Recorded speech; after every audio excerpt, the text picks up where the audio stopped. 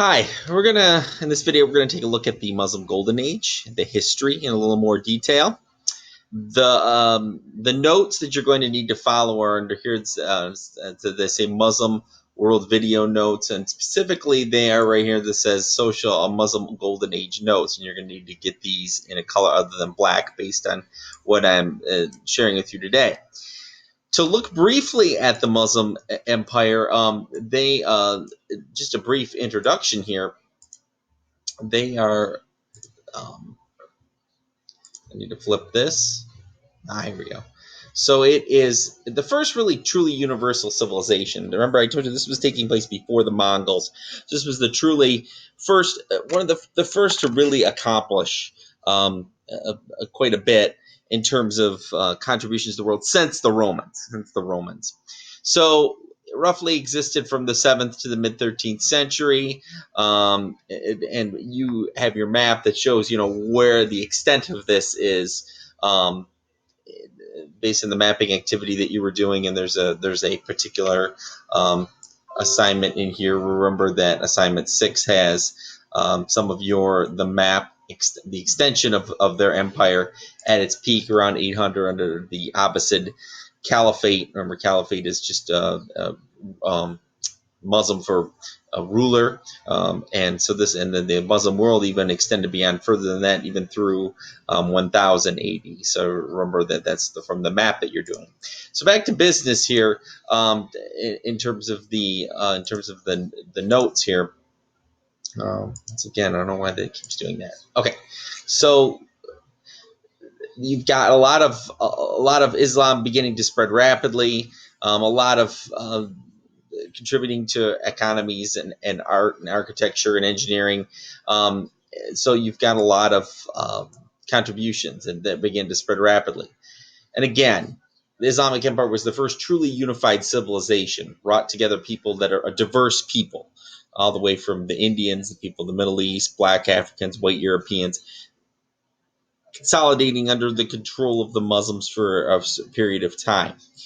This is where probably you're going to need to start taking notes, right where it's where it's underlined, looking at significantly attributing when the knowledge, trade, and economies from many previously isolated regions. Remember, a lot of knowledge was lost from the Middle Ages, and civilizations began integrating through contacts with Muslim and Jewish explorers and traders. Again, trade, you're going to learn a lot. It becomes key in a lot of development. So their trade networks extending all the way from the Atlantic and the Mediterranean to west of the Indian Ocean. These trade networks have established the Islamic Empire as the world's leading economic power from the 7th to the 13th centuries. Okay, and you see down here a little bit of their trade network as it goes along right down here, their trade network. So let's take a look at let's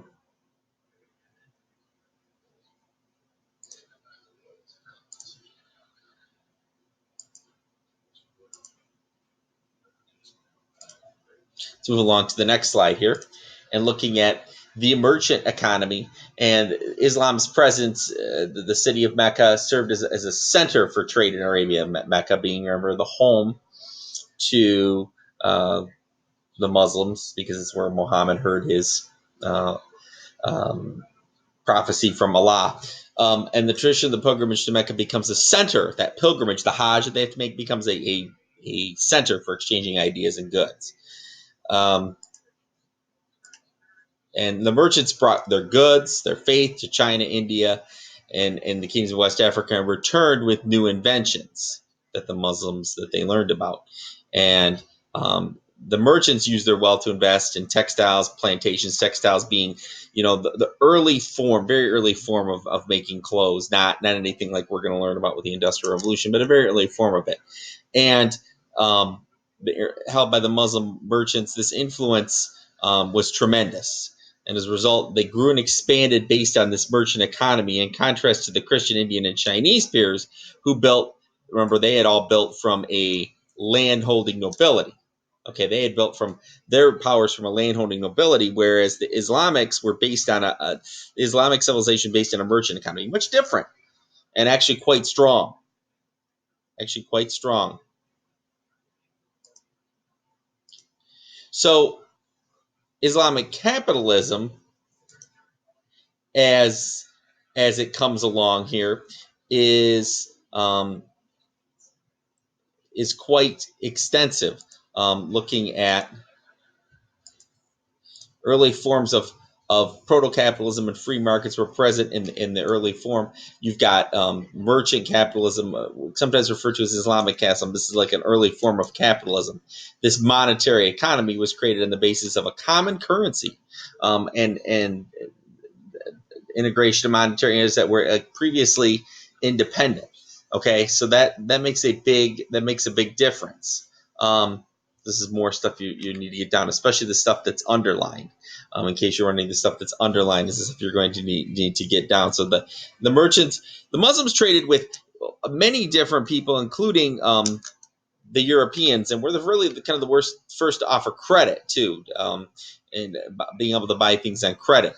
But then also they also had this, and this is the next piece of your notes, this Arab agricultural revolution, and these traders diffused or spread many crops and farming techniques between different parts of the world. So they distributed through these lands, which would normally not be able to grow these crops. These techniques beyond the Islamic world were distributed and be able to grow in places that they wouldn't normally be able to grow.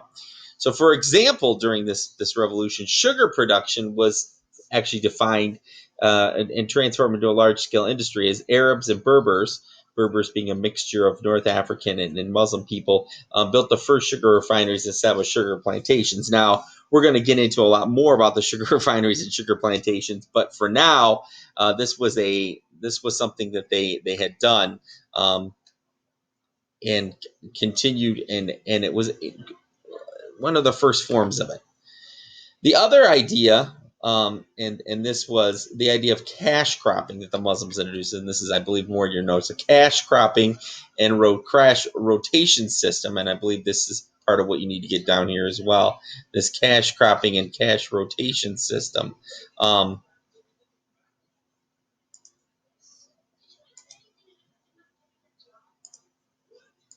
That comes along, which land was cropped four more times. Winter crops followed by summer crops. And this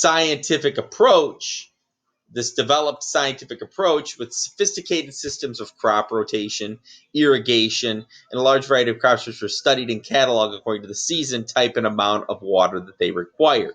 So this was unique, and this was quite a revelation. This was actually ahead of what the Europeans were doing at the time.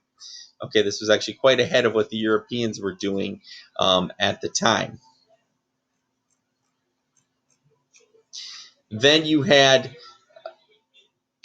and we'll put more on the next video when we talk about the labor force. We'll put more in the next video when we talk about the labor force.